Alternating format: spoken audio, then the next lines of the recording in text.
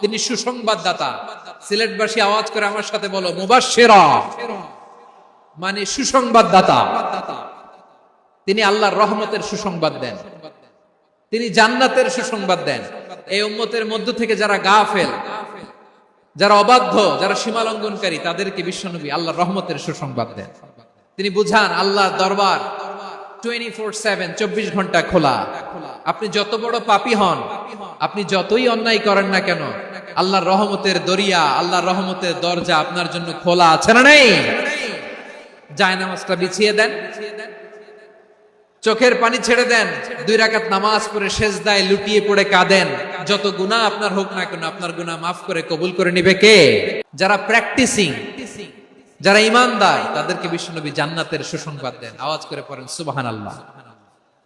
এজন্য রব্বুল আলামিন বিশ্বনবীর পরিচয় অন্য আয়াতে এভাবে তুলে ধরেন, ওয়ামা আরসালনাকা ইল্লা কাফাতান লিন-নাসি বাশীরাও ওয়া নাযীরা। নবী হে, আমি গোটা জগৎবাসীর জন্য আপনাকে সুসংবাদদাতা এবং সতর্ককারী করে জমিনে প্রেরণ করেছি।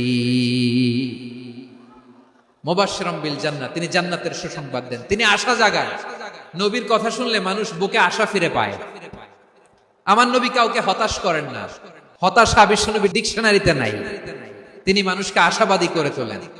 বিশ্বনবীর কথা শুনলে মানুষের হৃদয় নরম হয়, তারা আশা ফিরে পায়। বিশ্বনবীর মুখ নিঃসৃত পবিত্র প্রতিটি কথাই আশা জাগানিয়া। সুবহানাল্লাহ পড়েন। আপনি প্রিয় নবীর মুখ নিঃসৃত বাণীগুলো পড়েন, কথামালাগুলো শোনেন, দেখবেন আশা পাবেন, বুকে আশা পাবেন, ভালোবাসা পাবেন। কারণ তিনি এমন সত্তা, এমন পার্সোনালিটি, তার কথা শুনলে হৃদয় নরম হয়ে যায়। মনে হয় হৃদয় খুলে তারে দিয়ে দেই, সব কথা যেন তারে বলা যায়। আওয়াজ করে বলেন ঠিক কিনা?